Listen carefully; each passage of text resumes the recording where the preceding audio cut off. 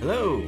Yeah, I had no idea that the sound was stuttering until I put my headphones on and heard it, and it was awful. I'm not sure what that was, but I fixed it. Hi, everybody.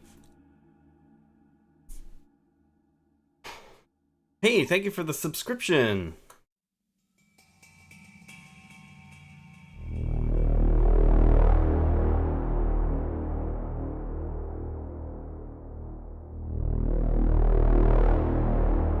Hi, everybody. Hi, Revital. Hey, Monsieur. I'll turn down the music a bit. Hey, it's going good. If you may have noticed that, yeah, hi, Narwhal. Good to see you back. You may have noticed that we've got an emote. Bam! I hope I don't get banned for that.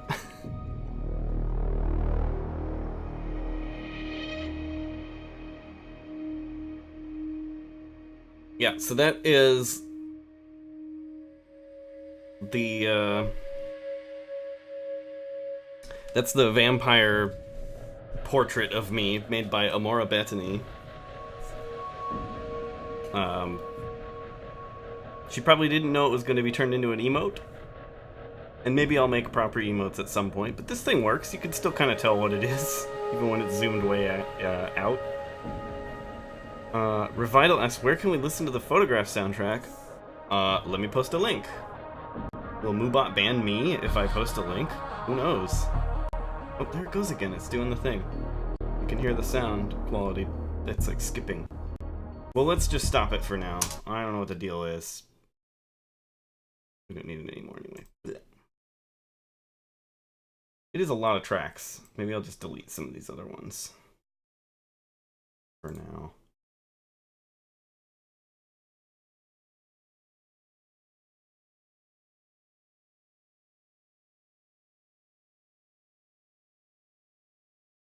Actually, that's true. There is a lot of other stuff running, so maybe I'll get rid of that too.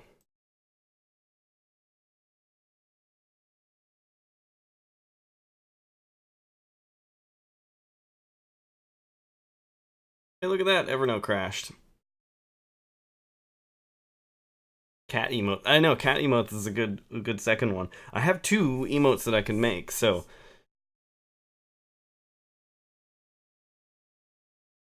Oh, thanks. I'm glad you glad you liked it. The preventer. Let me see here. All right. Hang on. Link to the album. So you can listen to all my albums on Bandcamp.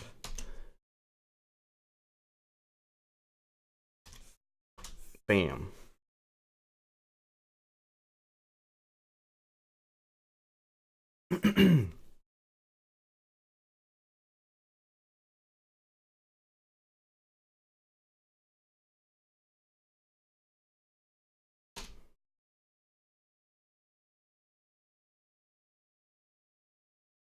Anyway, yeah. Feel free to use the vampire, the Ben Prunty art, the Ben Prunty emote as much as you like. I love it. I can't believe how well it actually works. But I guess that's the quality of Amora's art.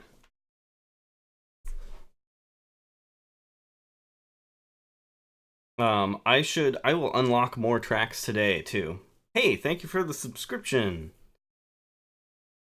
Two man. Thank you.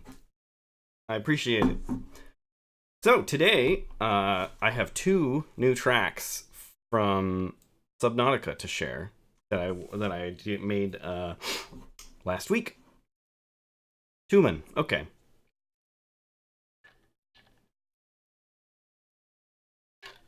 Anyway, I'll unlock more tracks from Photographs today. I'll make one or two, and then tomorrow the whole album will unlock because it'll be release day.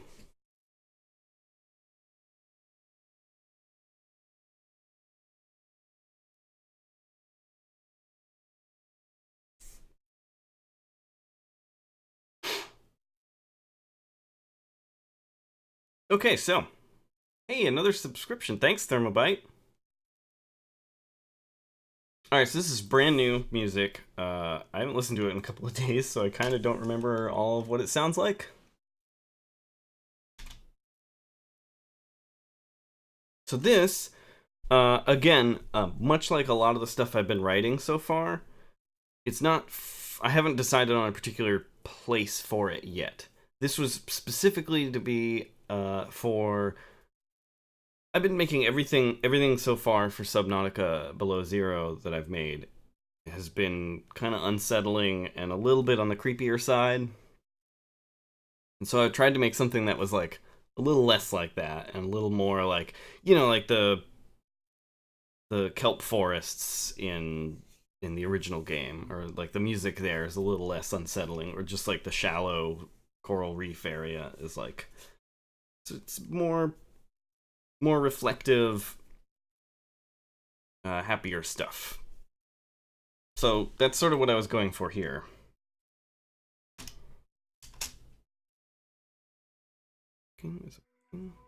Yes.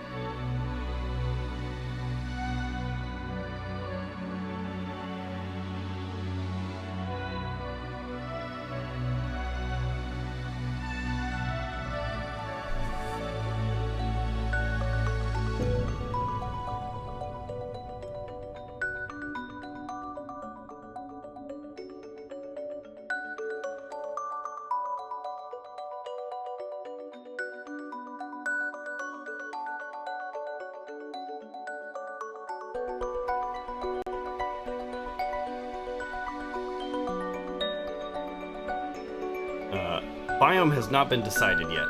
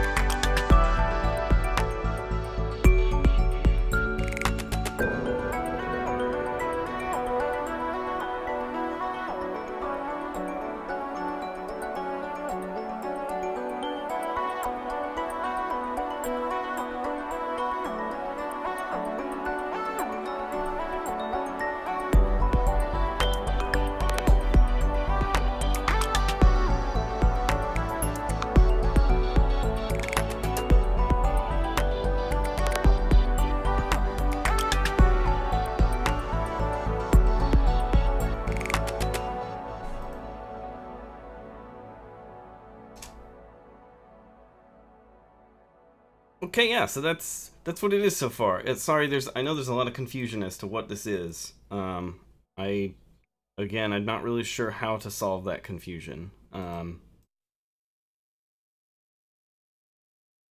This is not what it is.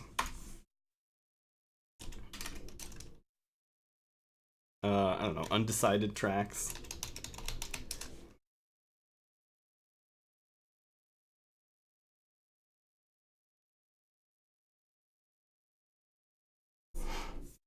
Just leave it at undecided. Undecided tracks.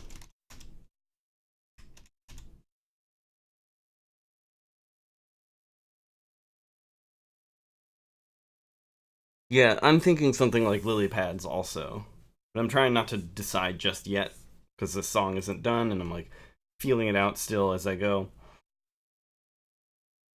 Um, music in the Below Zero early access release trailer.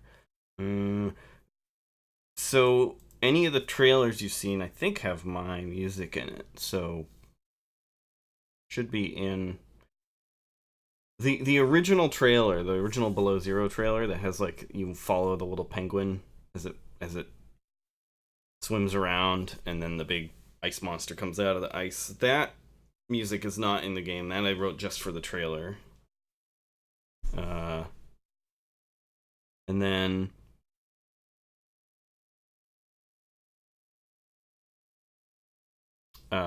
if there was other stuff that you heard in trailers after that, I believe I don't keep track of the trailers very much, but I believe it's all music from that I've written that is in the game or will be in the game.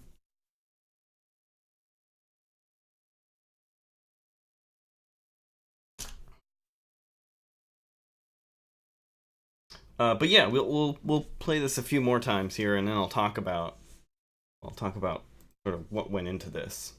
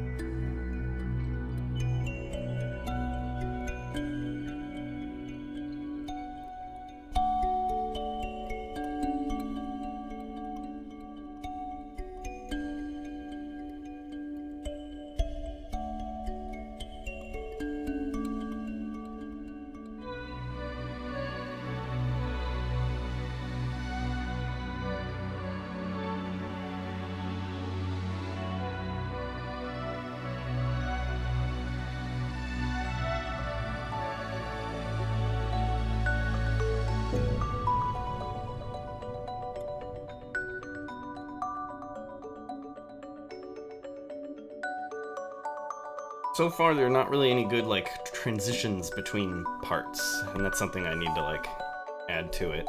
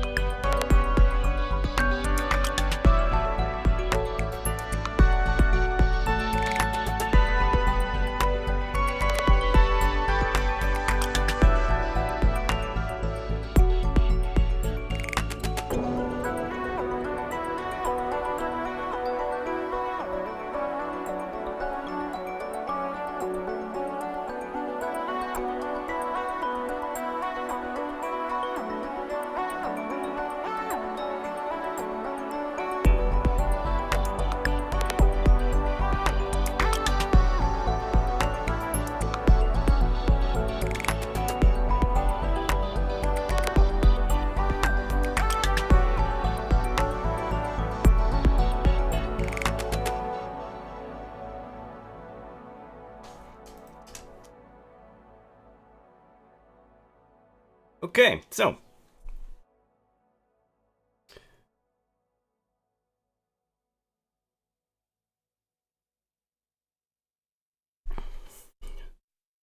it started out. Thanks everyone. I'm glad you all like it.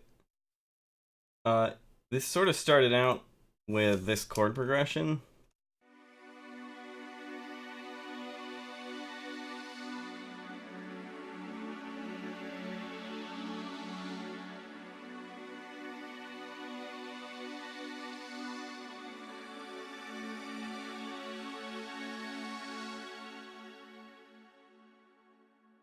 That was like just two chords where I started out with that, and then I added this other bit, this other chord progression.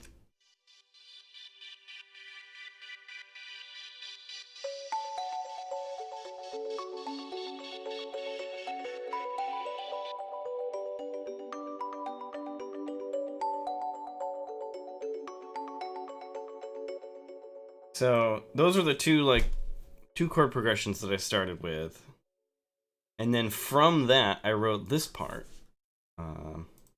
here.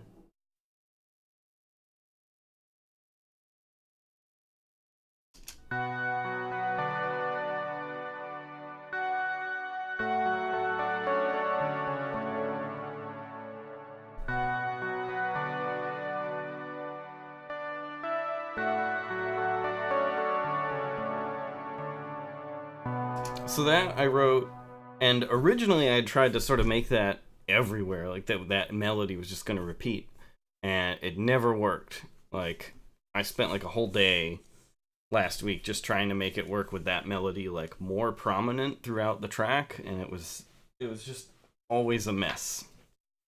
And so I was pretty much like convinced that it wouldn't work. And that happens a lot in music writing. So yeah, I was almost ready to give up on it, but I knew that there was like a good core there. Like, that melody's pretty good. It works. So I didn't give up on it even though I hated it, and so I kept just sort of picking at it, and like, I left it for a day and then came back the next day and then sort of expanded it out. Now that melody only appears twice. It appears once here with this this part. Here it is.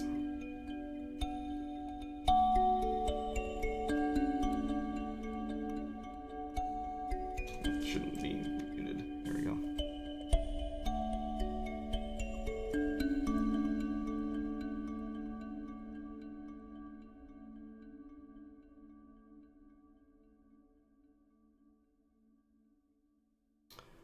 So Razor asks, for your synths, do you sometimes start with presets and build your synth from there, or do you mostly build them from scratch? I usually start with presets and then work from there.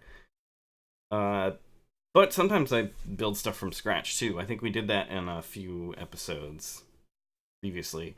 Hey, Queer German Girl. And hey, TL. And yay for Nuke. Awesome. Gang's all here.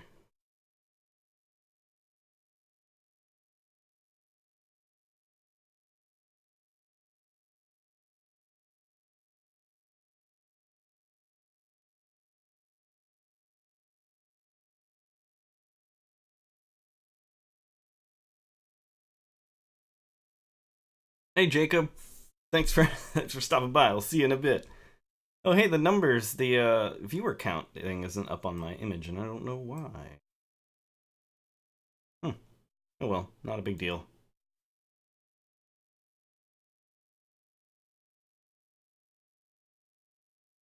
Hey, Dr. D-Dubs. Thank you. So, yeah. This was like that chord progression, and then this thing here was like sort of the start of the track. And I had a lot of trouble making it work. And then when I finally decided to just not make it as prominent and not not use it as much, the whole track sort of came together, which is great. So that's like a lesson there. You never quite know what's going to work and what isn't, and like often when you start a track, the pieces that you started with, you may end up actually just taking out eventually. Like, you'll start a thing and keep adding to it, and then you'll find that the parts that you added are better than the core stuff that you started with.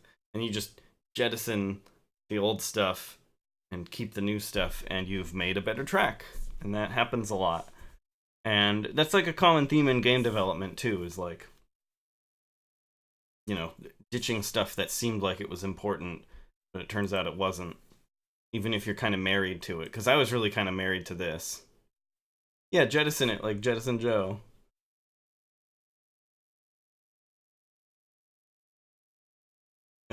And yeah, and part of being like a skilled artist is knowing when to throw stuff out when it's not working.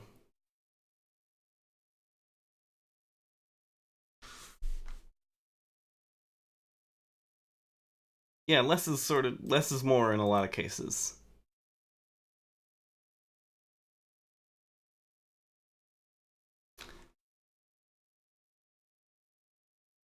The name of the bell synth laying the melody. You mean this part?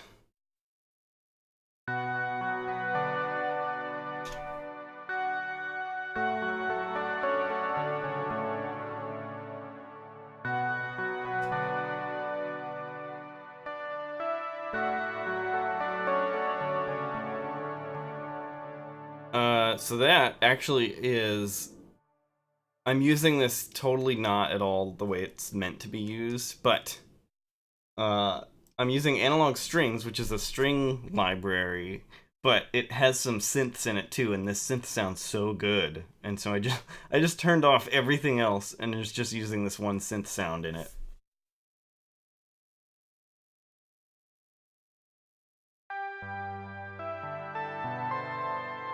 I love it. Hang on, I'm gonna adjust my headphones here.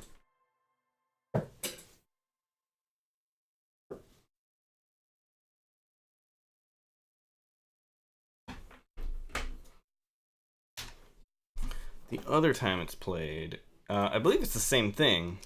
This part here.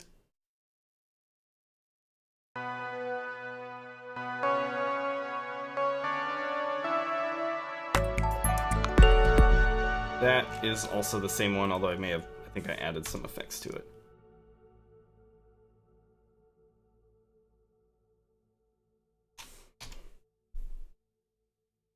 Oh, I did some EQing, it looks like, on the initial one to boost the higher frequencies. Give it more presence in the mix. Okay, got some questions and stuff to catch up on here.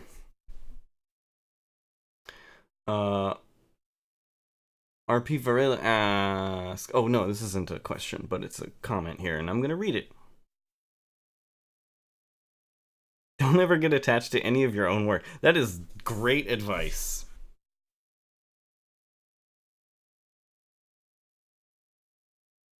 Thanks, Soul Caribou. Yeah, I'm trying to. That was sort of like it's a very deliberate thing. It's like capture that essence of the original soundtrack, and then from there, kind of like go off and do my own thing. Use that synth in Preventer, right? No, but probably something similar. I just sort of like synths that have a strong attack and then a very long release. So I tend to use a lot of that kind of style of synth. But this one, I built specifically in this track.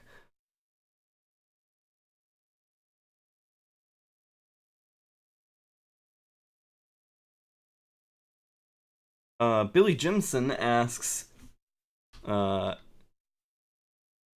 can I just ask what basic setup you use to get your synths to react in real time on Cubase? Because I've had a USB MIDI keyboard, but the latency is pretty huge. Yeah, that can be really bad.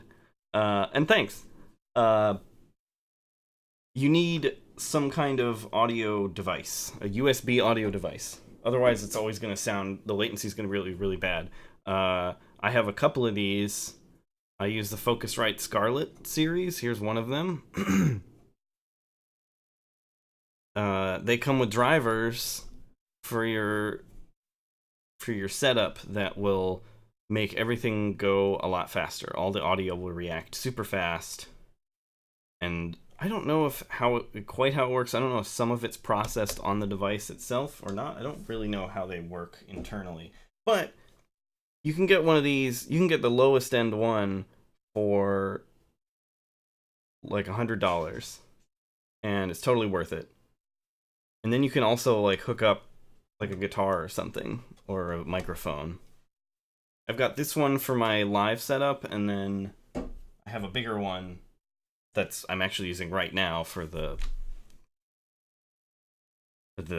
setup. And it's a 18i8, which turned out to be way too big for what I needed. It's a bit excessive, but it's great. I might get rid of it and get a smaller one for this setup that's a newer generation that'll be faster.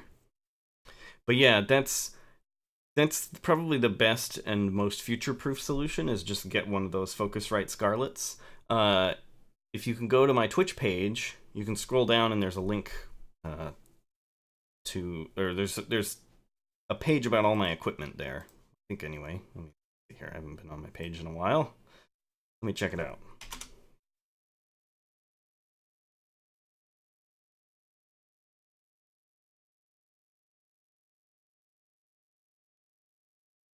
Yeah, there's a thing of studio hardware, and you can see everything I'm using.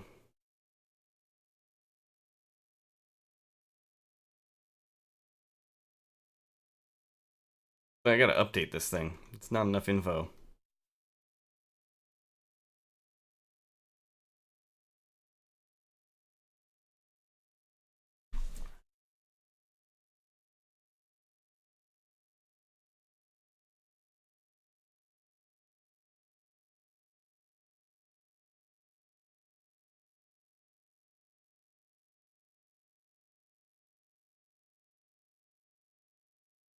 Time Traveler 65S, now that you've bought a water phone, do you think you might use it in your original compositions?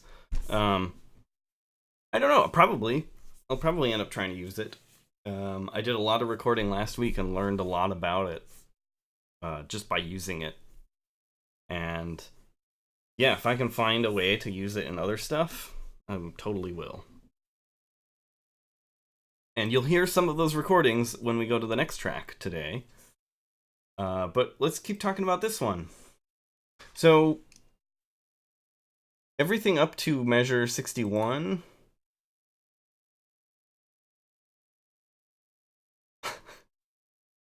Everything changed when the Fire Phone attacked. Yet no, it doesn't quite work. I like it. I'm gonna use my new emote here. Bam. I love it. Okay, so everything up to 61, I'm sure will get used. Like, I know it'll be used in the game. It's really good. I mean, I need to refine it and everything, and maybe expand it. But it's in good shape, and it will eventually become something that'll be used. After 61, I'm not sure. That's when it kind of, gets more...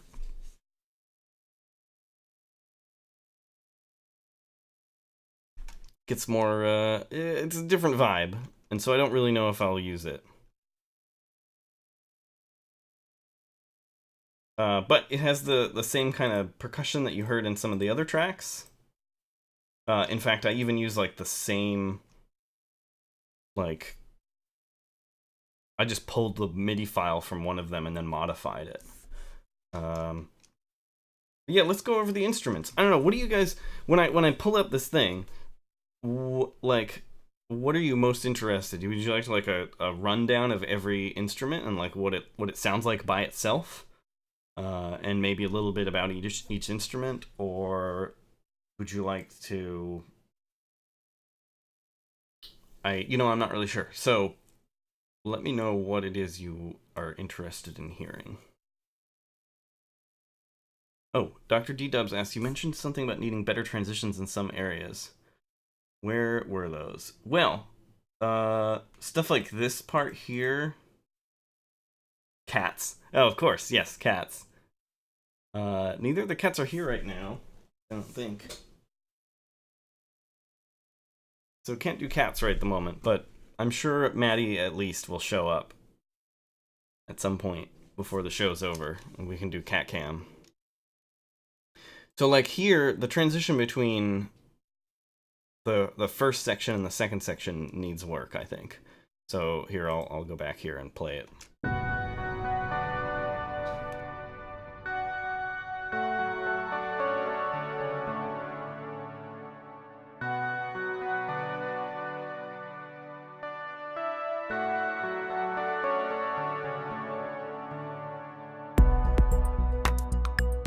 I don't really like that transition. I'll figure something out to make it a little better.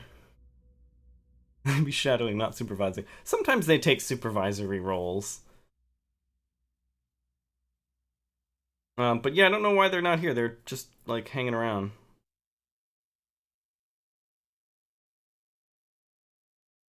Suspended transition. Oh, I see what you're saying.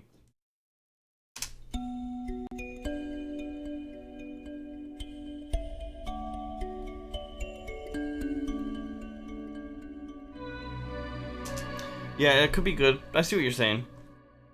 Just remember that I cannot actually take suggestions from the chat.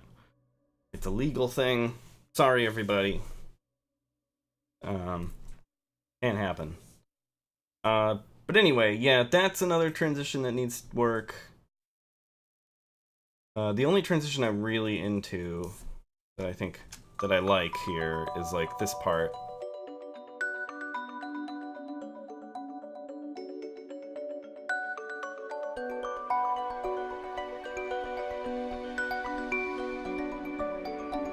I like it. I like the layer adding. It's pretty great.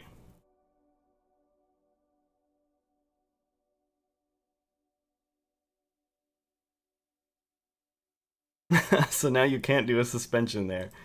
Yeah, you know, I'm not really sure how that would work if I did use it or not, but... Hey, Jacob. Welcome back.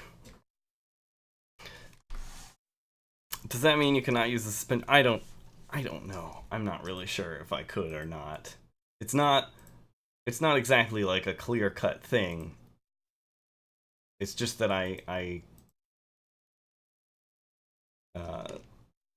for legal ownership reasons, I can't take suggestions.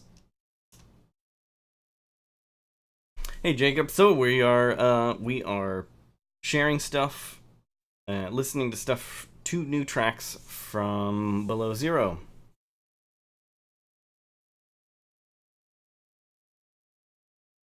And this one is a more pleasant track, and I'll play it again so you can hear it. More pleasant track that will be used in one of the more chill areas. Although I haven't... Chill as in more relaxing areas. That last lead synth I've used in the other tracks too, and I love it. It's actually not a synth, believe it or not. It's a...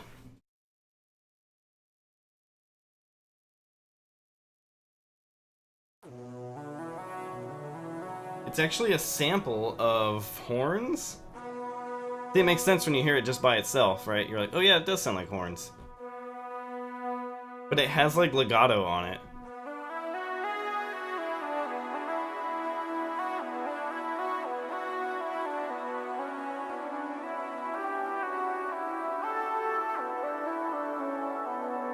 Very cool. And I'm hoping to make it like a, not like a signature sound, but it's like gonna be a common sound.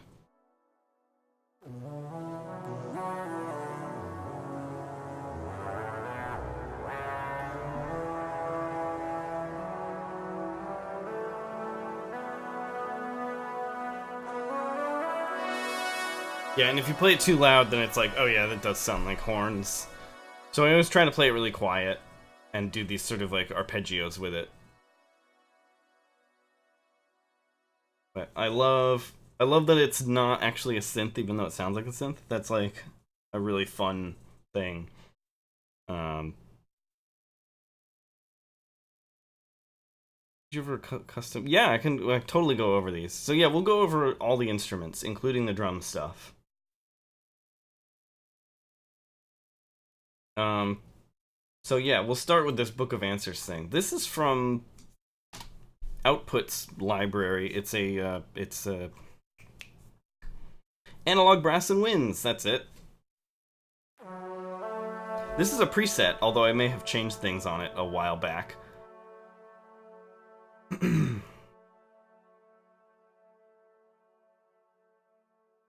It looks like I did change some stuff, although I don't know what. Because again, it was a while ago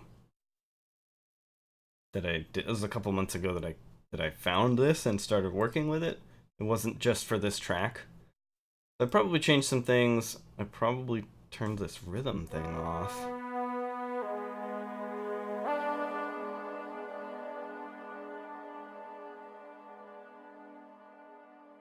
But it's oh, it does have like a bit of a synth in it too. Let's see what it sounds like without.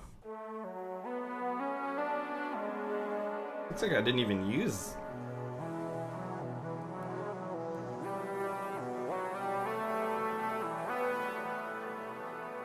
What's this other part? Oh, I hear Maddie. Hey, Maddie. Oh, okay, see ya. Yeah, this doesn't even... I must have turned this down or something, or turned it off somehow, because it doesn't even have a sound, so...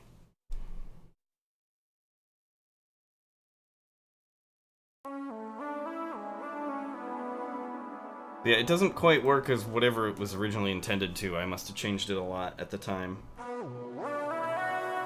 But I love it, so that's Book of Answers. It's from a sample library, of all things, of a brass instrument, and it has some legato on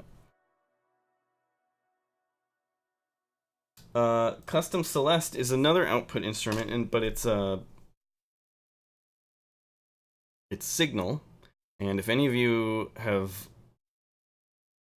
watched my show before, you've seen me play with Signal. It's like one of my favorite instruments out there.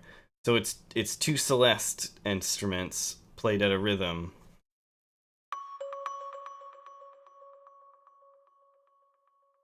And so I can just play notes and it will play it as like an arpeggio.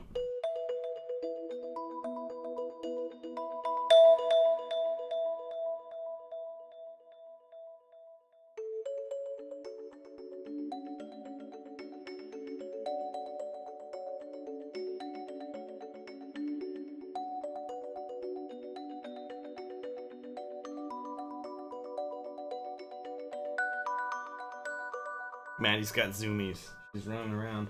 Maddie, you gonna come visit everybody? Maybe I'll turn off the filter so you guys can hear little squeaks. Maddie. Hey, Maddie. What are you doing? Oh, I see.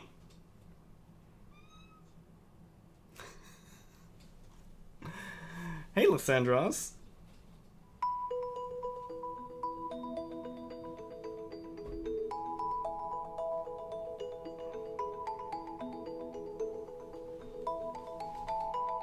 So yeah, it's a really fun instrument to play with, and I've done a ton of stuff on it. It's all throughout Into the Breach, and in the new photographs. Oh, there she is. Whoop, and there she goes.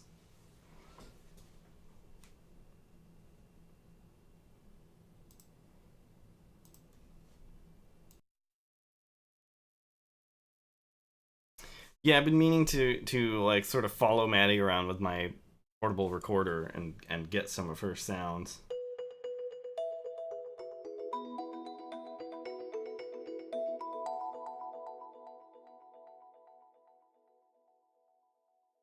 So yeah, the way Signal works is you take two instruments. It can be like synths, or they have a bunch of different samples, and you give it some kind of a rhythm, and then you have a bunch of different effects that you can add to it, and it's really fun and easy to like build a cool rhythmic part really fast once you know how to use it. It does take it's a big learning curve, and somebody did say, Dr. T-Dub said the amount of modularity to DAWs and the software you have to learn is daunting. It is. It's super daunting. And I wish there was an easier way to learn it.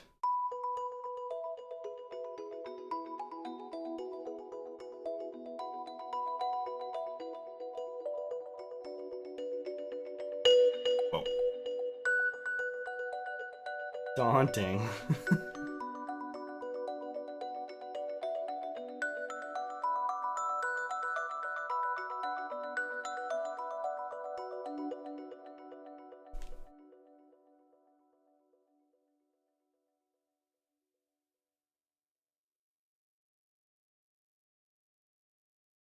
I will consider putting a camera on a Roomba. I'd have to get a Roomba.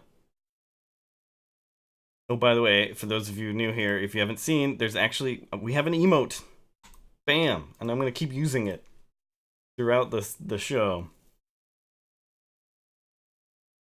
So anyway, that is what the Custom Celeste thing. That's just my name for it, or Bell Droplets, I guess is my name. I don't know why I still say Custom Celeste here.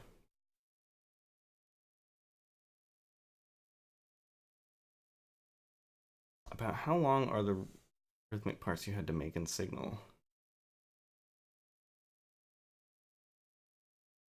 Hey, how come it didn't work when you typed it in there? That's odd.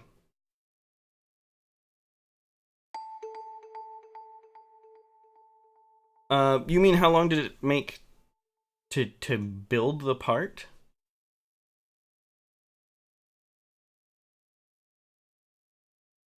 Anyway, there's another one here. What is this one? Oh, this one's a different thing. Like a T-Rex roar. Oh, that's a great idea.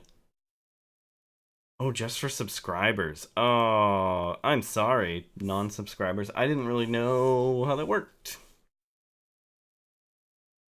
How about Glacial Basin? Yeah, that's sort of one of my projects this week is trying to figure out what Glacial Basin is going to sound like. So, Dreambira ARP is another piece. This one is sort of a modified preset. And it sounds very cool. I changed it a little bit to fit my purpose.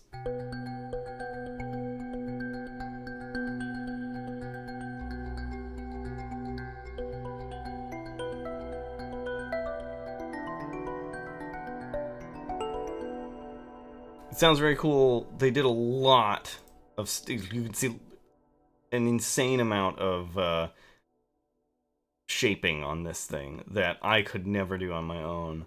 It's so complicated, but it sounds really good because of that. And then I changed it a little bit to sound a bit more musical. Like the original is like, hi, Maddie's here.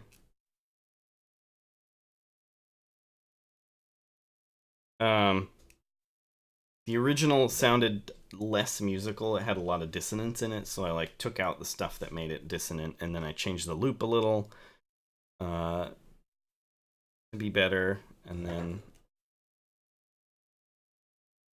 Maddie's floofy tail and her butt.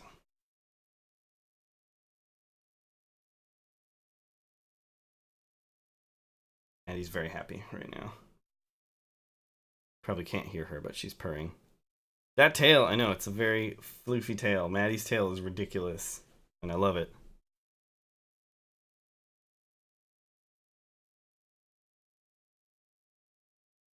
Oh, I see. You're asking how long is like the loop?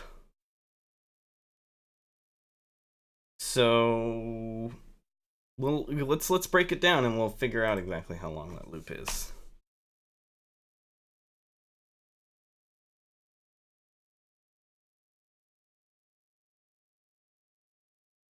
So each one goes up one octave as it plays. So if we it's a 16 steps at eighth note intervals. Plays eighth notes in the 16 of them. So we'll turn one of them off so you can just hear. Oh, and I probably need to turn off the delay. Oops, here, let's try that a little bit.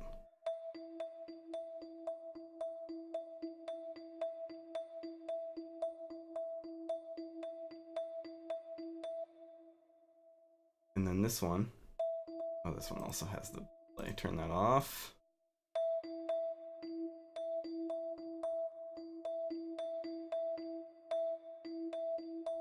Alright, see you later, Thermobite.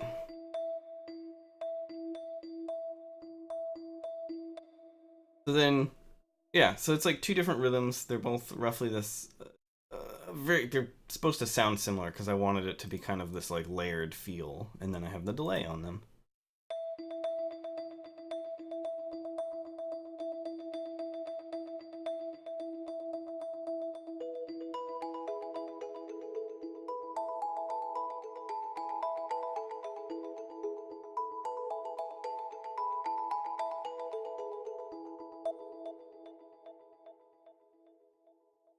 That cat is so fat. She's actually quite thin.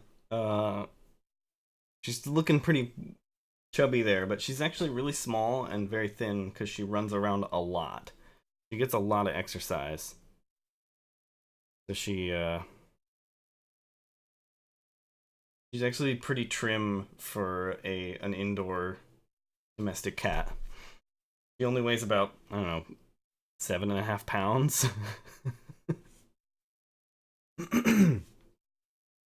So yeah, when you can like build a cool like loop for this thing, and then you can kind of use it for a lot. Cause so this like bell droplets I originally wrote for the trailer way back in like November, whenever I was writing the trailer music for Below Zero, and now I've used it all like in most of the tracks since then, and it's like because of the way it works, it's very versatile, and I can just like use it for a lot of different stuff. No, we haven't gotten to the second track yet. RP Varela.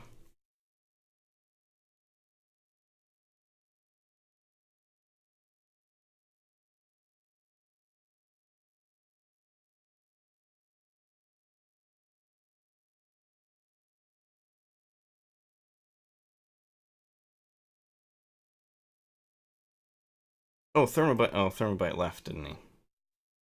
Didn't they? Yeah. Okay. Well, wasn't able to answer their question here.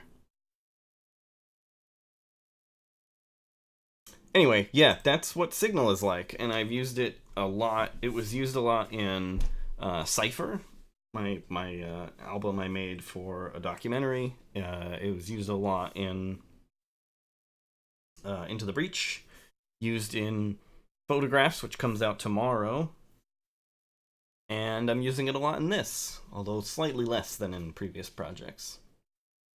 So that's that, yeah. Super Euro. Oh yeah, so Super Euro is one pad, although I'm using it a lot throughout here. So this is what it sounds like on its own.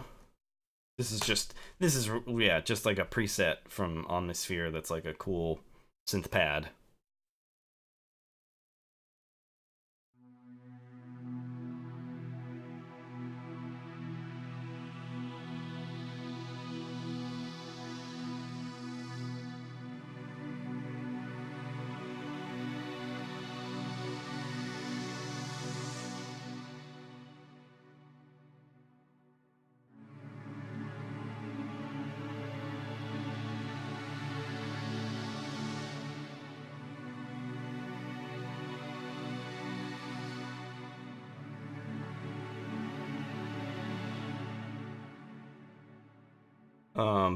I don't know a whole lot about it. Like I said, this is just a preset that I just found and I liked, and I was like, this will fit with the Below Zero, but I didn't really do any real modification to it, except that I did some EQing. Looks like I cut out the middle of it here and added a ton of reverb, like I do with a lot of stuff for Below Zero. But then, later on, I added a rhythm part to it. So I took the same thing and added effects to give it a rhythm. Oh, Maddie sees birds. You can see her mouth chattering there, yep.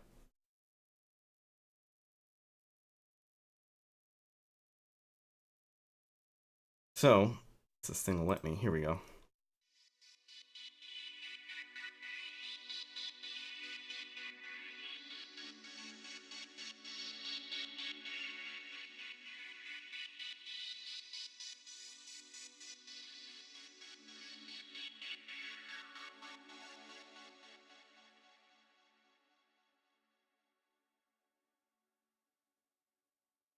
So this is a couple of things to get that effect. You can see I cut out even more of the middle of this one.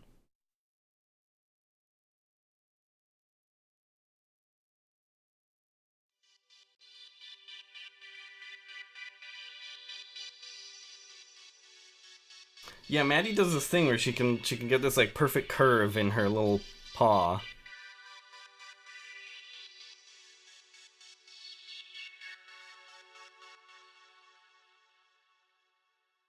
So for this synth, we've got the movement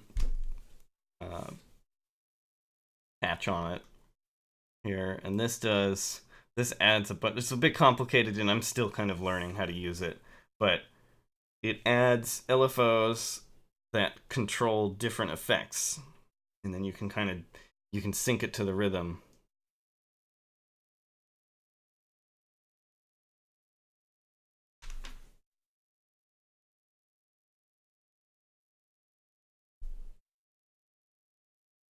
And then I did a filter that I did some automation on and you can kind of hear it when it plays here. Hang on, play it, and then.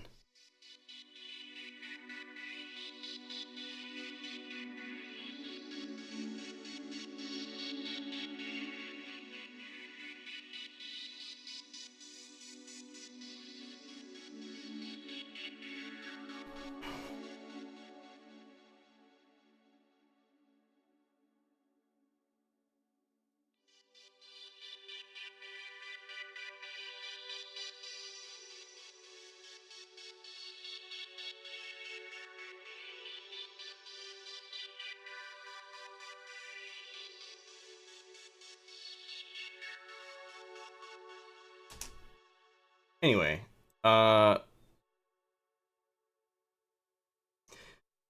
we got another question here. Do you often use preset, or most of the time you build your own sounds? I usually take presets and then modify them a lot sometimes. As you see with Super Euro, I've layered a ton of effects on it. But then sometimes I build my own stuff, like what we just saw earlier with the signal patch, like something I just built myself. But most of the time I take presets.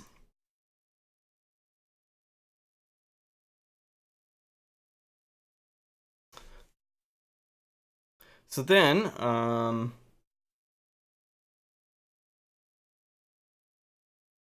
let's see, what else do we have? You saw Book of Answers, you saw these. Oh, the drum stuff. So percussion is 3 parts here, down at the bottom. I believe it's all battery stuff. So first of all, it's this Telephone Tel Aviv kit. Someone even mentioned Telephone Tel Aviv earlier, and this is a kit, I guess, that they made. And that's probably why it sounds like them. It's perfect for Subnautica, so I'm using it. Because in the original version had a lot of cool, like, digital percussion, so I wanted to bring that back for this one. But it's still sort of like more my kind of style. So we've got a bunch of parts here. So here's what this one sounds like.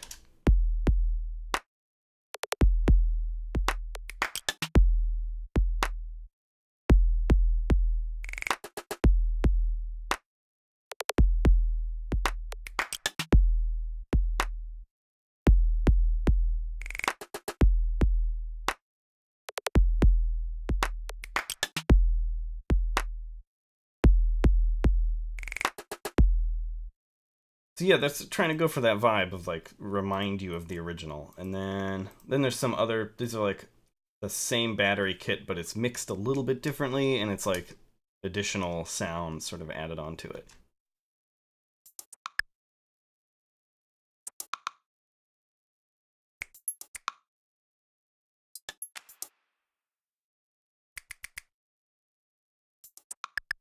Some stuff I think I modified on this drum kit, like I took out some parts and added some parts. So then if you put both of them together, it doesn't quite make sense unless you hear both of them together. So we take both of those.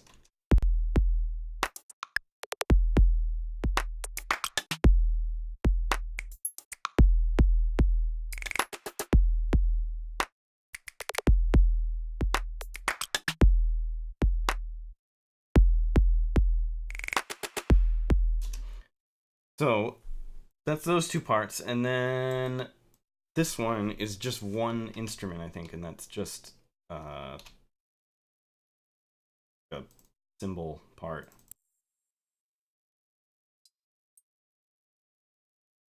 It's just like a rhythm, and then I did some of that movement effect on top of it. Different one, but you saw this tool earlier with the synth, and I used a similar thing for this part, and so it sounds like this.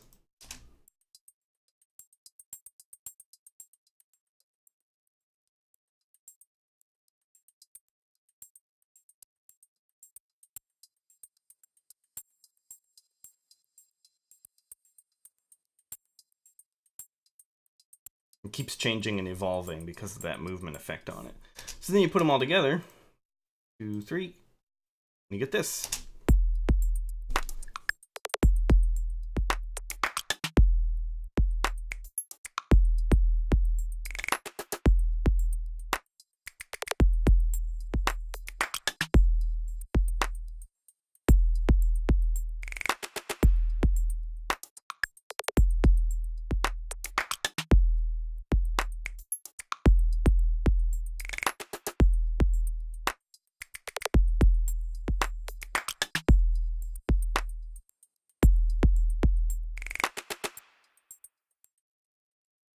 So yeah, 3 parts, put them together, you got a lot of cool texture to it. And then you can hear it all with the other instruments too, which once again sort of changes how it feels.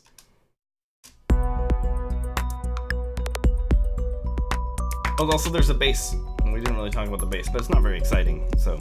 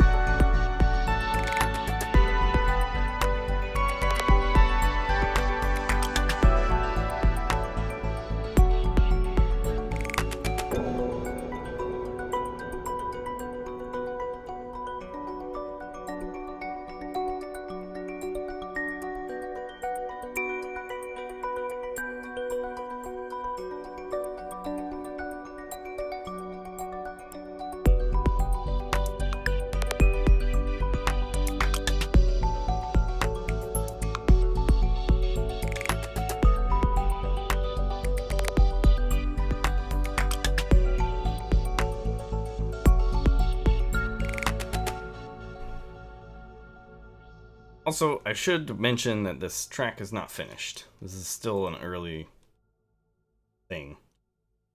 So, like, it doesn't have a proper ending, it just sort of stops, for example.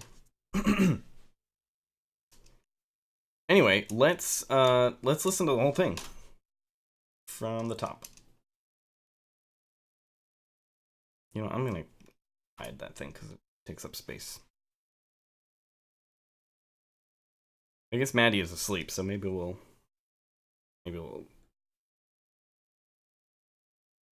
move this back.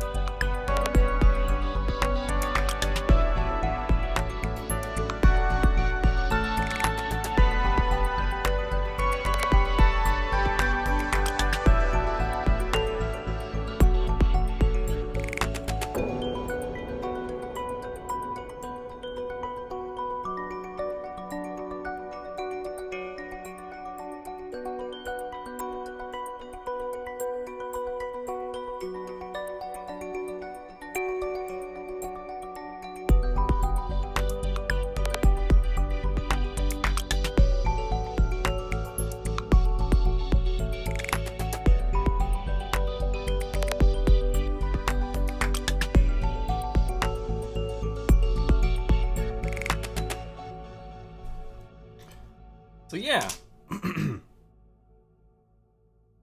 something more pleasant than the other stuff that I've written for Below Zero so far. Trying to make something more chill and more melodic.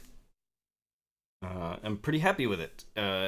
And yeah, the big lesson from this one was how it's a lot different than what I had originally intended, and I had to sort of ditch my original idea for what this would be.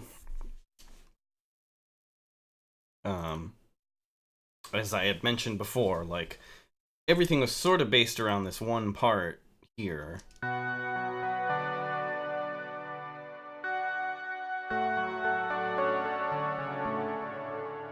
And I had tried to like build out from there, and like that same melody was like all over, and it never quite worked. It's such a prominent and sort of complicated melody, like complex, like a lot of notes, that it just made it hard to add other instruments to it. And so I spent a whole day trying to make it work, and it wasn't, and I was like about ready to throw it out.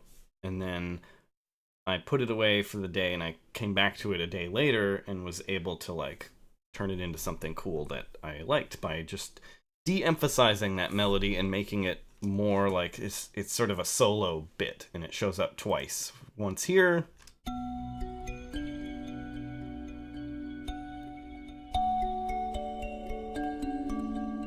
and then over here with the synth part.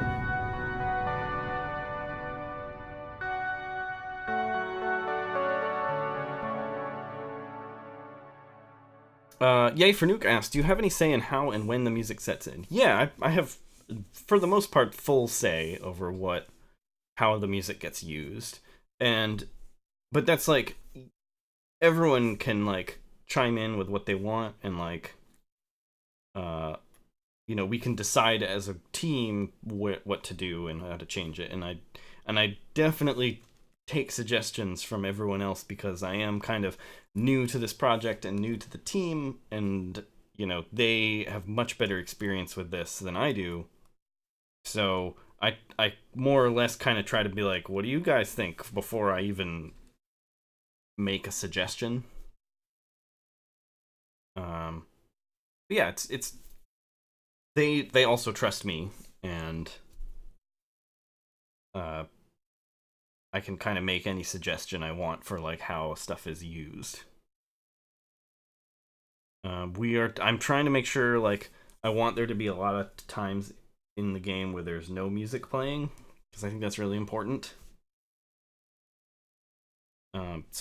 That's like something I'm making sure is going to happen.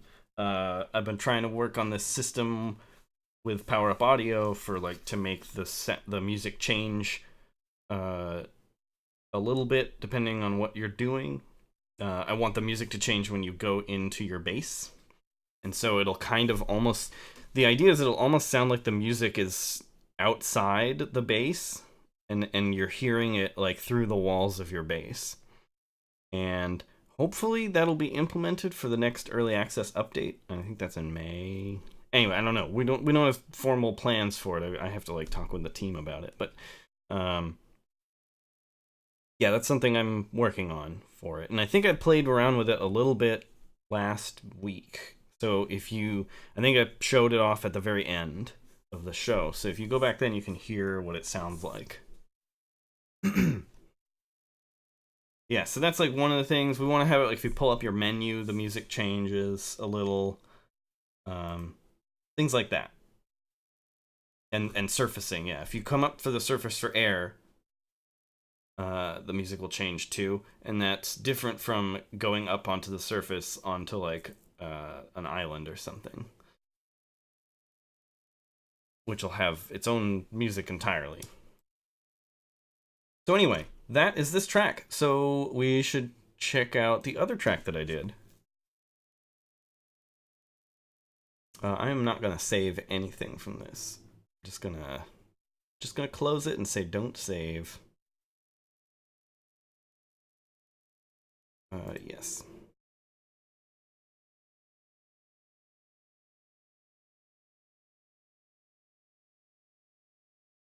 No, pulling up the PDA does not change the environment, but it changes the player's experience, the situation that the player is in is different. Let's see here.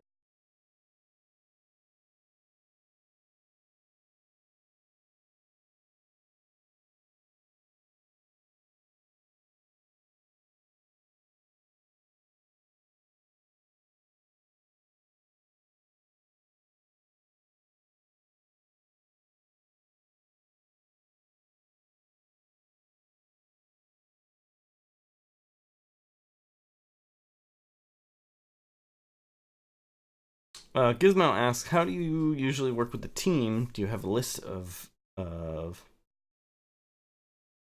feelings you have to build around? Oh yeah, I see what you mean. Or do you propose tracks and they adapt, and maybe a bit of both? Yeah, it's a little bit of both. Like there are biomes that we are working on, and they need music. And they prioritize different ones for different early access updates. So that gives me like things to work on and push towards. And then we also just sort of talk about what we want and how it works. And I just right now in these earlier parts, I'm just kind of making content without any intent of where it's going, except for like a general idea. You know, like the last track, as you saw, I was saying like it's something that's deliberately more pleasant and is meant for a more low-key area where there's not as much danger. But I didn't have a specific area in mind, for example. So like these earlier parts, I'm just sort of making lots of stuff because I'm trying to feel my way through this. And then as we progress, I will be making more and more specific things.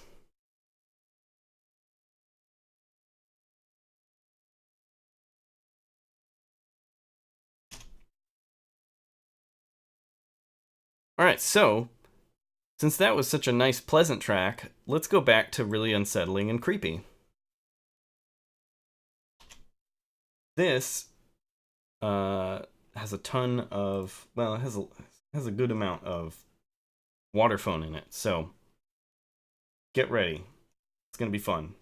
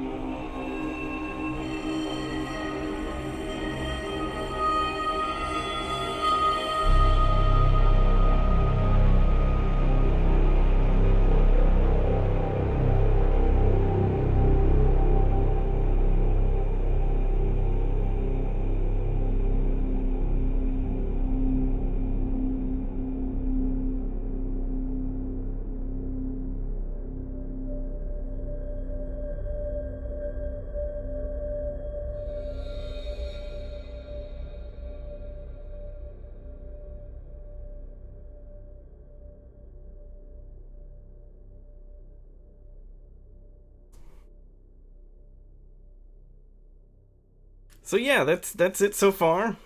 It's in pretty good shape already, which I'm happy about. Whoops, it's a little high. There we go. It still needs some work, like integrating those the water phone parts. It's still not perfect.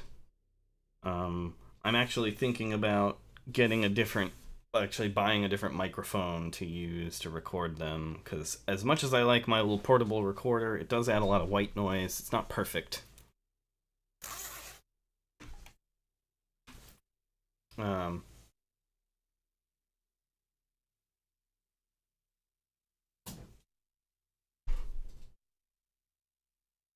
So yeah, well, let's go over this. So the way I started this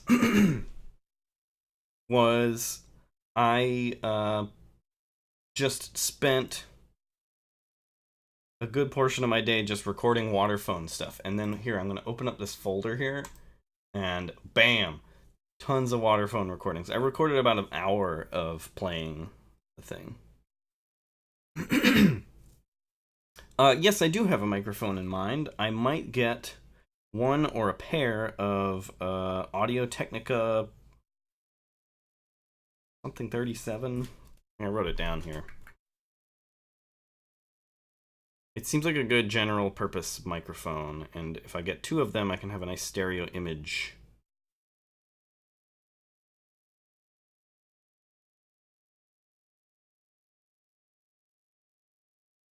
Pro 37. Audio Technica Pro 37. Looking at that, might get two. They're not too expensive. I can, at least for me, I can expense it. And okay, see you later, RP Varela. Looking at the AT2035 myself. Oh, cool. I will look that one up too. I'm gonna write it down right now before I forget.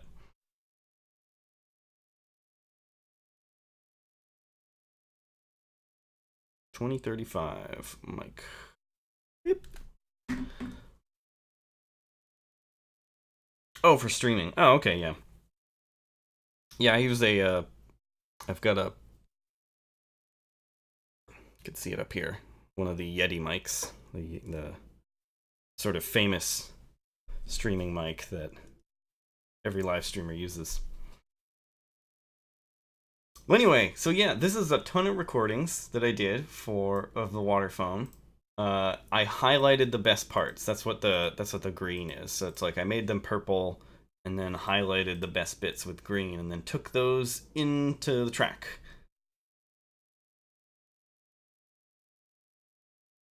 And yeah, that kind of shows you like what recording is like. You can literally record an hour of content and then only use a few seconds of it. And that's normal. But yeah, it's just like this whole recording is just me, like, let me make sure it's not too loud. But if you can hear that white noise that I don't like. So I was thinking of getting a separate mic for this.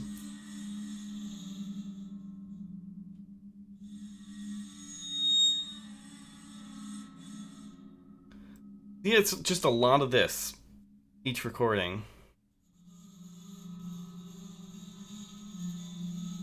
And then occasionally messing up and like banging against the microphone and, you know, a lot of fun stuff like that. And then I take it and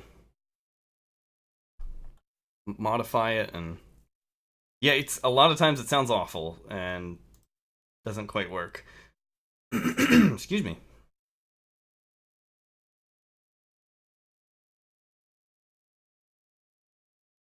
Yeah, the white noise is an issue. Yeah, it's pretty prominent.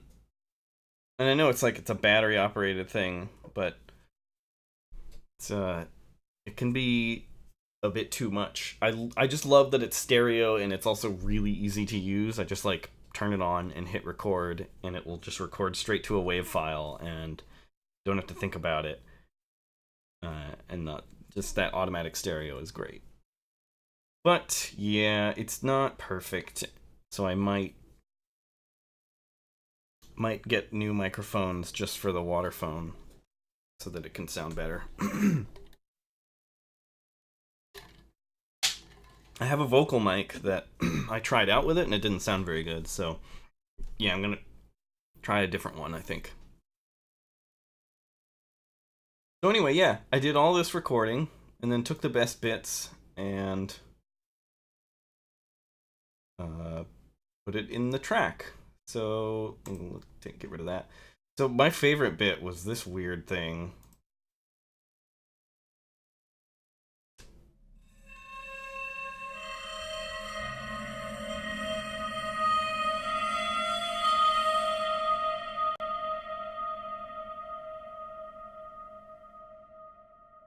Like, wow, that it's such a weird sound. So I put it in when everything else is building up as well.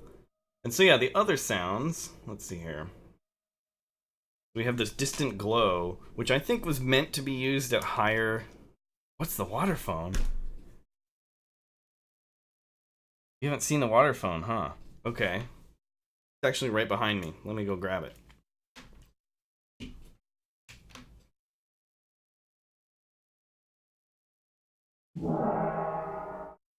Sorry, Maddie. This is the water phone. Oh, hang on, let me...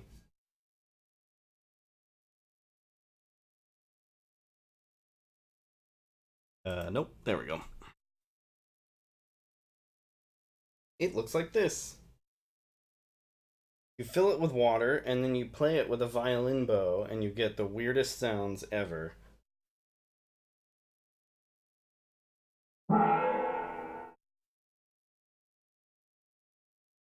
Maddie does not like the sounds. I thought someone said, what's a water phone? Sorry, Dr. D-Dubs, I see that you said that. Alright, whatever. Anyway, now you know if you did not see it.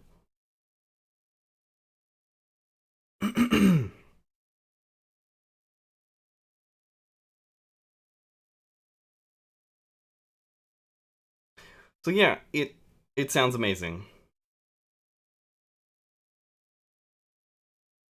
There's a previous episode of this where I do play the water phone on camera, and I may do another one because now that I'm getting better at it.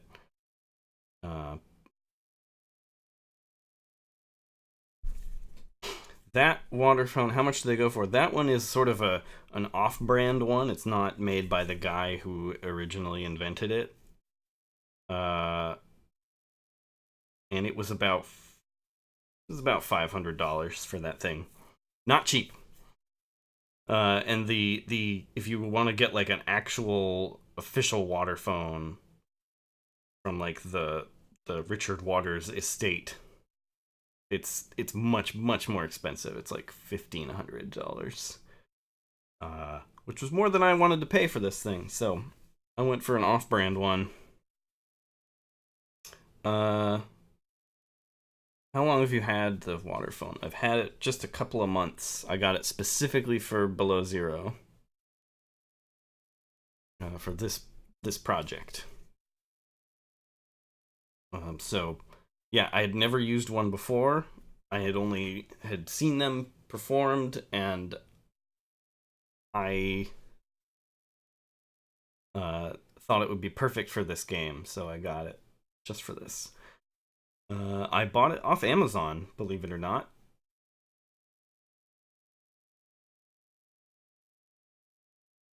Oh, here goes Maddie. She got bored.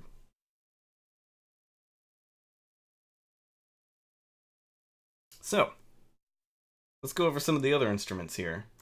So this one is called Distant Glow.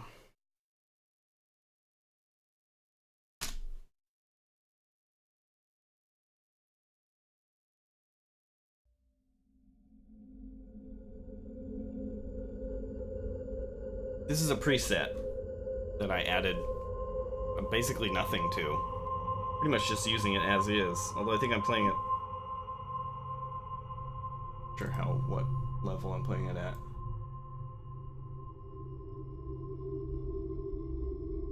Anyway, unmodified patch.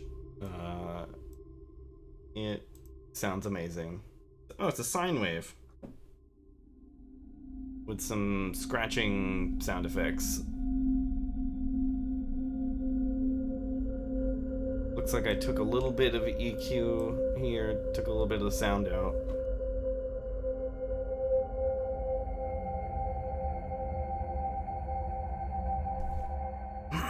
So, that's what I started with. I just did this sort of almost like a melody.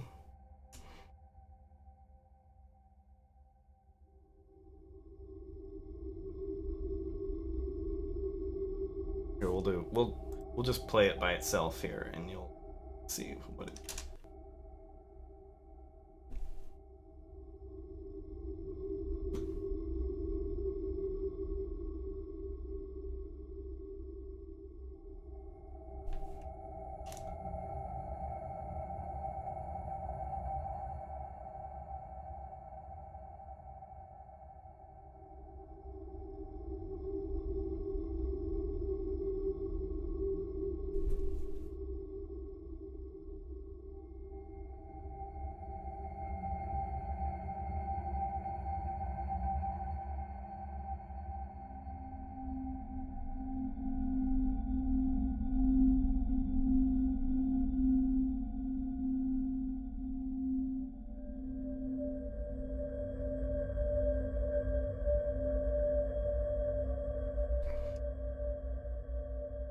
So even that alone is like sounds pretty great, but I can't just make a preset or use a preset and do a little thing and call it a day. So that's looped 3 times, and then we have this funny whistling in the dark thing, which is yet another preset that I think I didn't modify at all. Oh, okay. So I added some stuff. I changed the EQing a little, and I added a ton of reverb because it's just so funky sounding.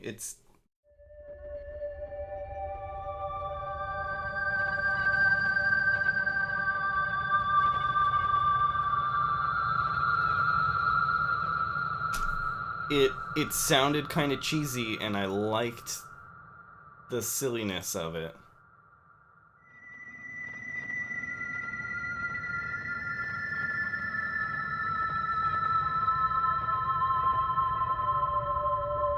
I may tone down the cheesiness a little, like the melodies are a little silly. So I may change those melodies as I go. But I still want to use this preset.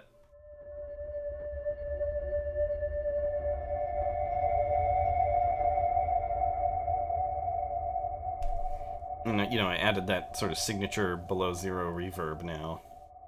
Alright, and then we have this thing, Merfolk. I wanted to add some kind of vocal sample because the vocals are something I want to be like a theme in below zero.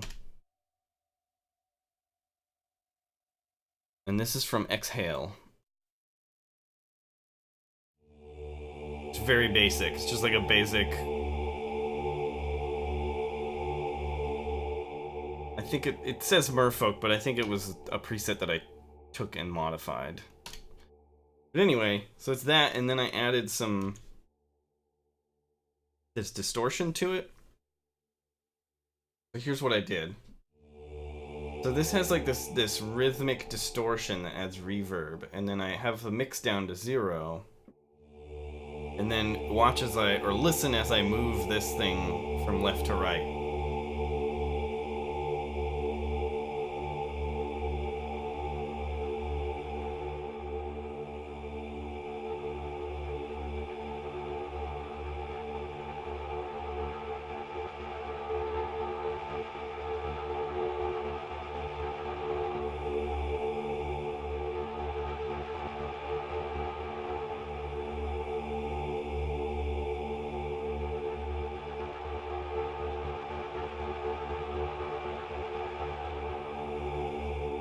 So that's what I did. I had this sort of slow build from that, and you can see the movement here, or the automation here.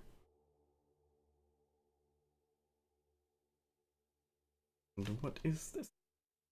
No. Oh, this is where I add the reverb, or take the reverb out and then put it back in.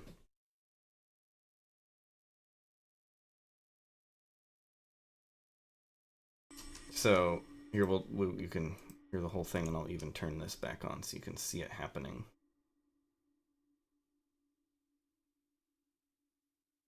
This.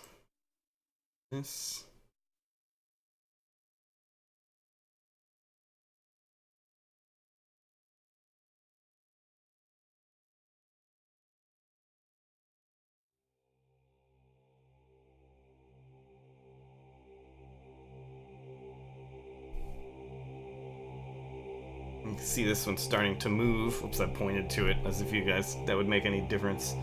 You can see this is moving, and the reverb mix is going down.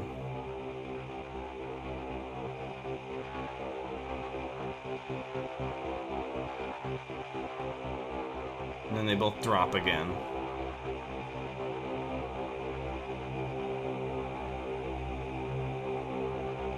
And then back up.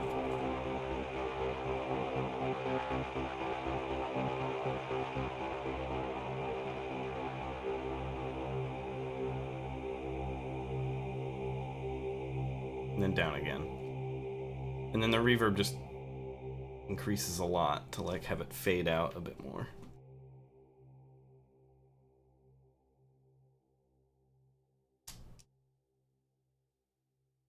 And then there's this one, it's just a single note of this giant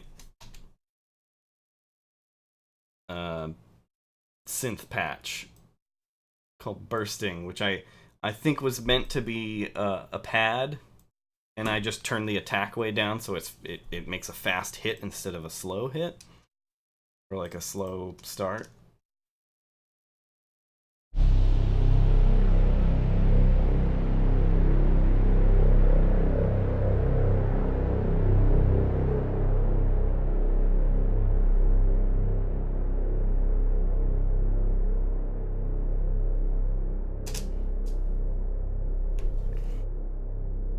That's really fun. I love that. So that was a pad that I turned into like a hit, essentially. The beep beep beep sound, the little rhythmic part of it, is the merfolk volume going up and down in a square pattern, like a square wave pattern. So it's like increasing in volume in like almost like a robotic fashion. And that's why it ends up sounding like beeps. So that's it. Those are all the other instruments in this piece, and then everything else is waterphone stuff. And like I said, I'm still working on it, still trying to make it mix well. I feel like it still doesn't. It's not mixed well with the rest of it. We've got like this.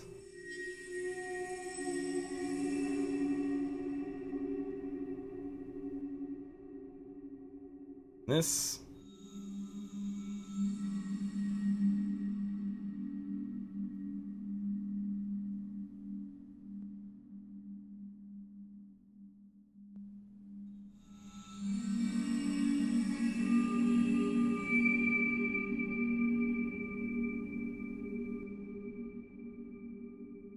And then this thing.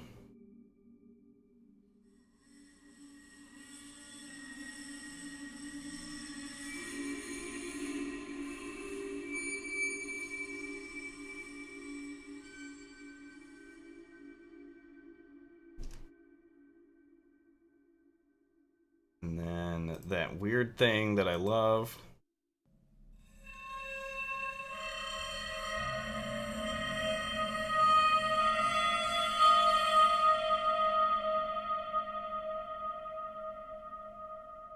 And then this last bit that I'm not really sure will stay or not. Just doesn't sound like a lot. So, alright, then you put it all together, and let's listen to it again.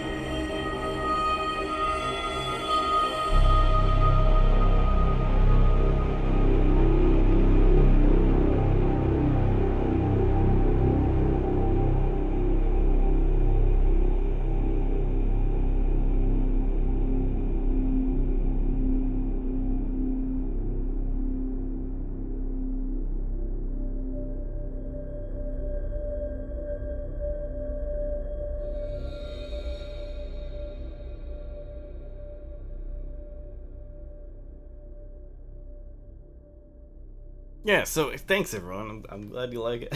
I love this track, but I will hate hearing it in game. I totally understand.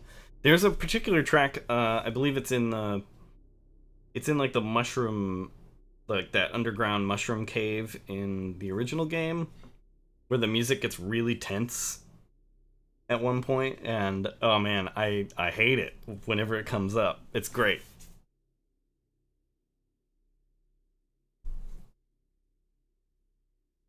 Uh, Bungle Ceratops, which is a fantastic name, asks, so do you think you'll end up doing some Leviathan or other threat themes? And if so, do you think it'd end up being a theme for each Leviathan or one or two tracks shared between a few? Or is it just too early to tell it all? I guess at this point I'm going to say it's too early to tell because I really haven't thought about it. I just haven't given it any thought yet. I'd like there to be threat themes, and it would be cool if each Leviathan had its own kind of theme. That would be very awesome.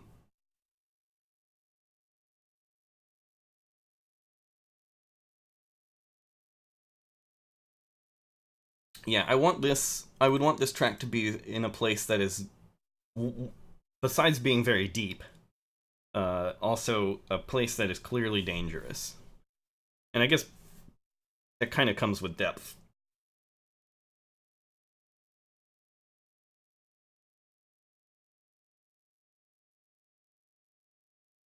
Um, how would that even work? Jacob asked a good question. How would that even work? Leviathans wouldn't be able to sneak up on you anymore because you'd hear their music. Right. Yeah, that's what I don't really know. That's why I just haven't given it much thought. Um, because yeah, I've definitely had Leviathan sneak up on me, and it's a great experience, and I don't want to lose that.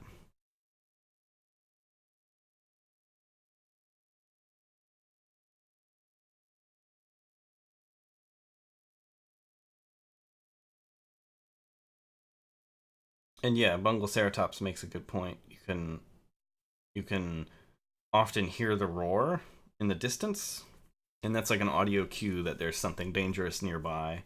And I guess you could do like a check for if the roar is being played, then you can also play the some sort of music for it. I don't know. Not really sure.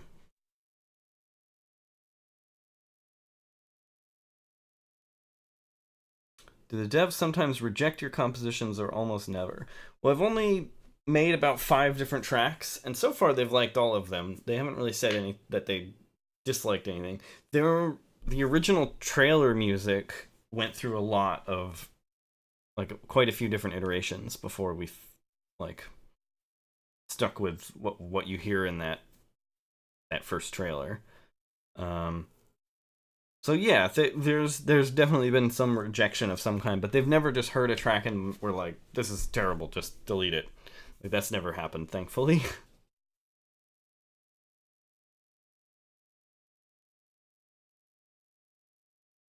Do you think about a different approach for underwater on land themes? Yes, I am. That's something I'm going to be tackling this week. Trying to think about how to make the music sound different for when you're on a surface area like the glacial basin or whatever. Um, Yeah, but I haven't figured out what exactly to do yet.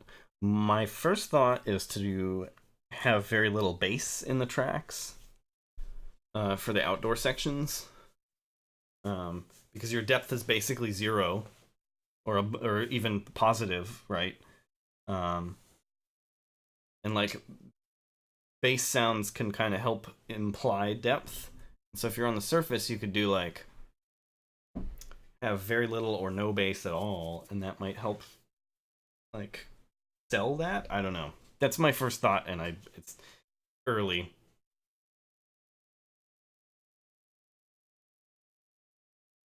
Depth is technically negative. Oh yeah, good point. Because it's definitely positive when you see it in the game. A little HUD. Um, but yeah, less reverb. That's a good point too. Probably have less reverb. Maybe it'd be more traditional stuff and less below zero esque.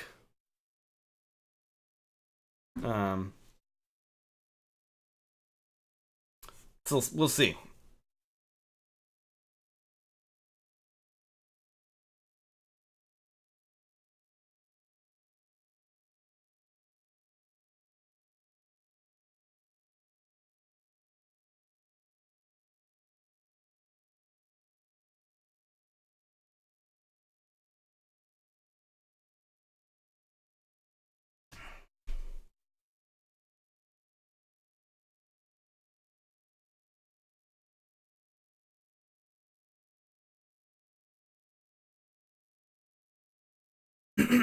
So yeah, interesting how an hour's worth of recordings can translate to 2, 3, 4, 5, 6 little bits that add up to maybe like 20 seconds of material that's actually used. Although this may expand, I don't know. It's in really good shape as it is.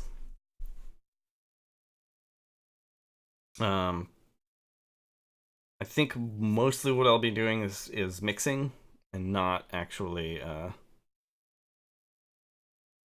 adding any more content to this track. Dr. D-Dubs asks, why is one of those bits yellow while the rest are green? I just made it yellow when I was marking them because I was like, oh, this sounds very cool. And I wanted to remember that specific one to use it.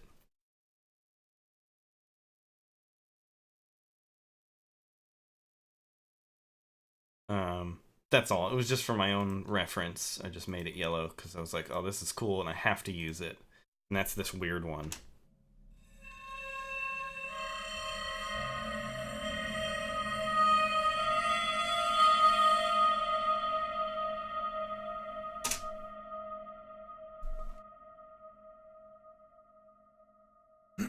Excuse me.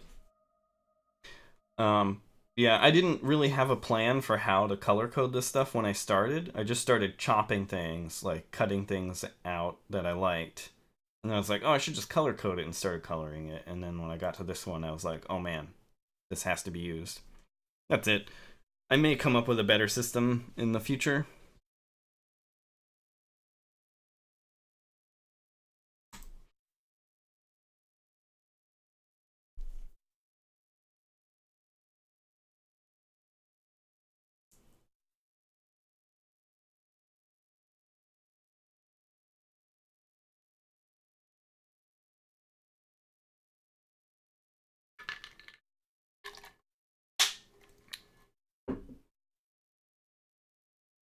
Sorry, GM, if I missed your question before. I did not see that.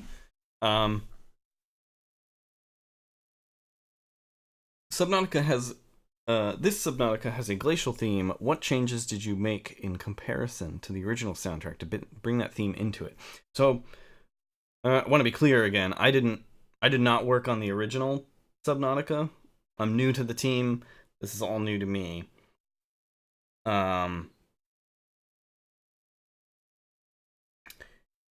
But I still have been thinking a lot about what to do, how to give it more of a colder theme, and so like a lot of the instruments I chose were kind of based on that. The water phone itself, because it's kind of got a scratchy sound to it, kind of helps with the cold sound. There's that wonderful knocking sound. I don't know if I have it in here right now, loaded up, but let me see. Here, I'll load this preset. This thing, like...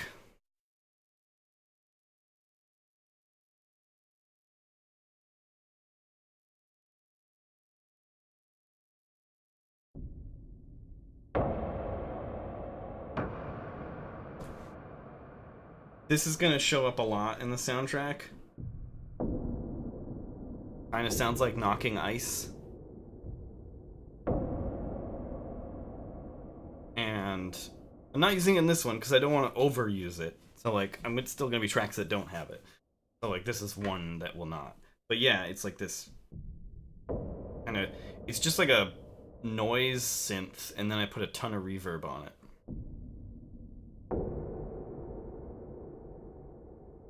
And that's it. And it sounds amazing. So it's going to show up in a lot of stuff. And that helps give it this kind of Arctic sound.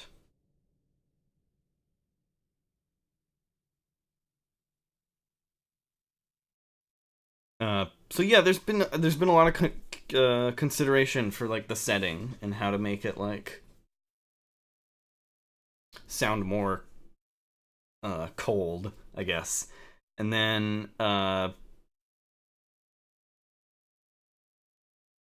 like I also know that like just by adding my style, it will be distinct from the original soundtrack, and that will also help.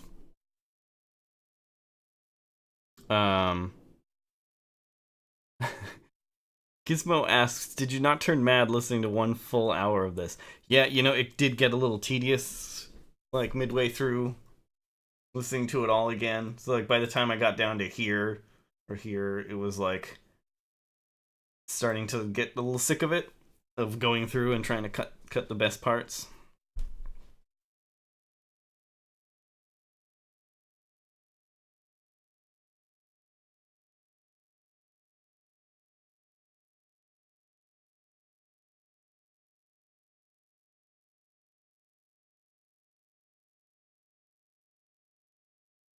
Oh yeah, Plague Wraith. That would be feedback for the. It would be good feedback for the audio team. That's Power Up Audio. Um,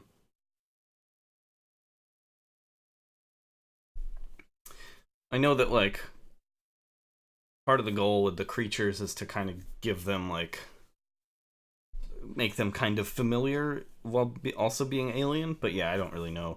I don't really do the audio for, like, sound effects stuff. So um, I don't really have much say in it. But I can make suggestions. I'm going to be playing a lot more. I haven't actually played Below Zero build in a little while, so I'm a little, like, disconnected from it, I feel like. So I'm going to be playing some probably today. And the roars and stuff also may just be placeholder for now while they make more polished stuff. I don't really know.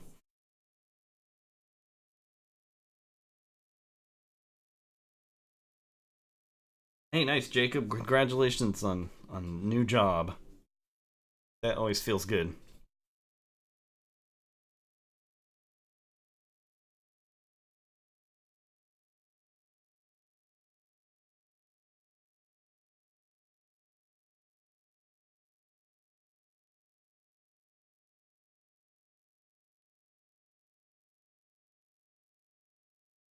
That was one of the first things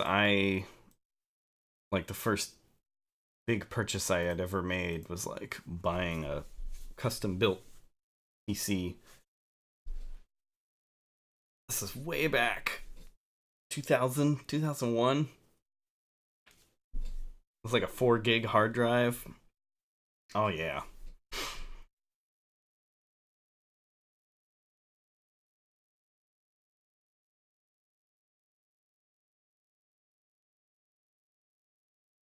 So you guys want to hear this one again?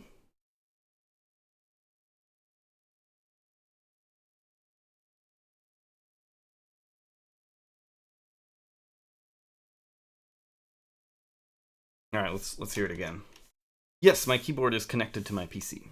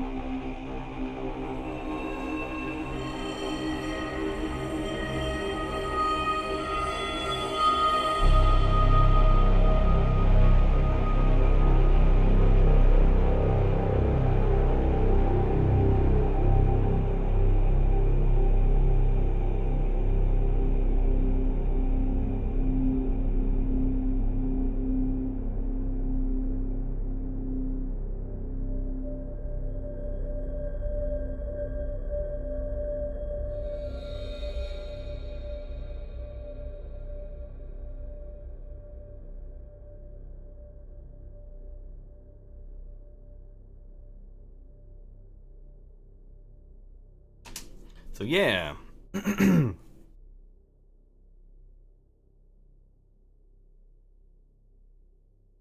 So David asked, what tracks from Subnautica and Below Zero are yours? So nothing from the original game, the original Subnautica. That's none of that was me. I joined the team specifically for Below Zero. So right now in Below Zero, I think they're using tracks from the original game to as placeholder stuff, and then when Below Zero is finished, it will be entirely my music, or at least that's the plan. Uh, so that's the idea. There's a couple of tracks in the game in place right now in Below Zero, the early access build, and then I have a lot more stuff on the way. But yeah, anything new that you hear in Below Zero that you don't recognize it's probably my stuff. I'm trying to put together a page where you can stream, like listen to bits of the soundtrack. I don't really know. We'll figure it out.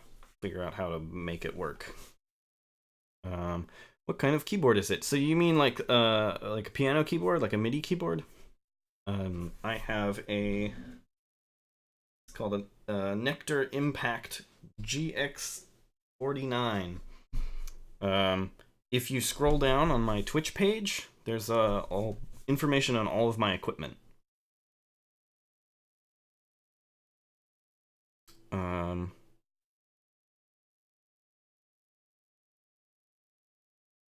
see, is there anything else I missed? Okay, I guess we're good. Yeah, and if you're searching for keyboards, like musical keyboards, search for MIDI, USB MIDI keyboard. Oh, here, I'll type that in. Search for USB MIDI keyboard. And that'll be a much better way to find musical keyboards for your PC.